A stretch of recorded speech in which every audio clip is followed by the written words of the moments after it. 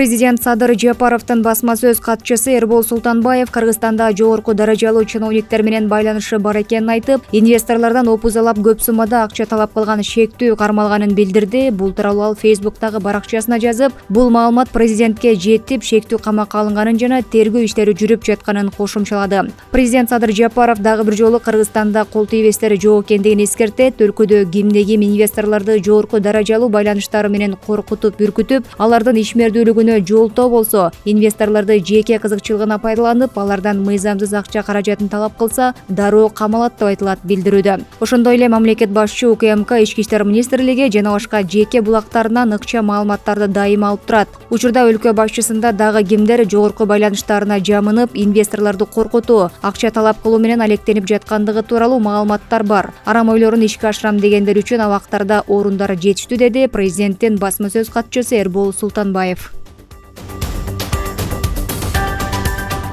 Ош шаардык ички иштер башкармалыгы ала качуу жөнүндө жардамасы үчүн Нурзаман компаниясына эскертүү берди. Анда ала качууну пропагандалоо туура эмес экени эскертилгенин милициянын басма сөз кызматы кабарлады. Буга чейин TikTok платформасында Нурзаман курулуш компаниясынын ролиги жарыяланган. Ала качууга туш болгон кызга атасы жардам бербей койгону баяндалган. Жарнама социалдык тармактарда кызуу талкууланып, компания сынга кабылды. Укук коргоо органдарынын расмий маалыматына караганда, жазык кодексинин адамды никеге туруу максатында уурдоо беренеси менен 2020-жылы 210 иш катталган. Алардын 5% гана сотко жеткен. 2021 жылы Кыргызстанда кыздарды уурдоо жана никеге мажбурлоо боюнча 560 факты катталган. 2022 жыл боюнча маалымат жарыялана элек. Кыргызстанда кыз ала качуу оор кылмыш болуп эсептелинет.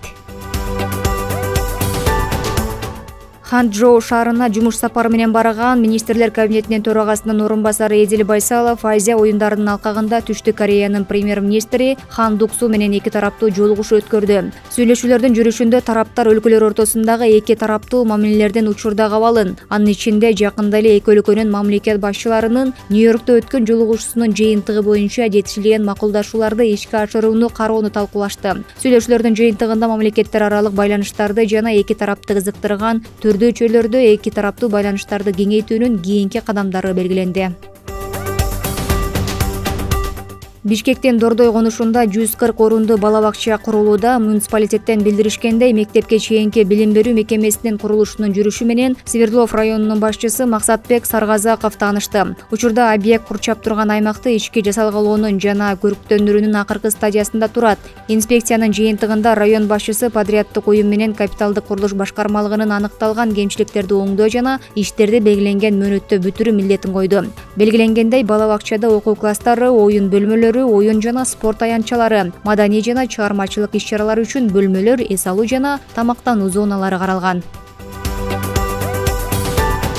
Бишкекте 22-чи Олимпиада оюндарынын марафондук чуркоо боюнча коло байге ээси Сатымкулы Жуманазаровдун жаркын элесине арналган жарым марафон өттү. Муниципалитеттен билдиришкендей, марафонго Кыргызстан, Беларусь, Азербайжан, Германия, Италия, Россия, Казакстан, Түркия, Түркмөнстан, Украина, Өзбекстан, Канада, Греция, Чехия жана АКШ сыяктуу өлкөлөрдөн 1500дөн ашык жөөгүлүк катышты. Жарыштын катышуучулары 21 чакырым, 10 чакырым жана 3 чакырым аралыкта басып өтүштү. Ошондой эле балдар үчүн 1 чакырымдык жол алар ата-энеси менен бирге чуркады. Бардык катышуучулар жана күйөрмандар үчүн артисттер менен музыканттардын катышуусунда шоу программа уюштурулуп, иш-чаранын өнөктөштөрү тарабынан түрдүү сынактар өткөрүлдү.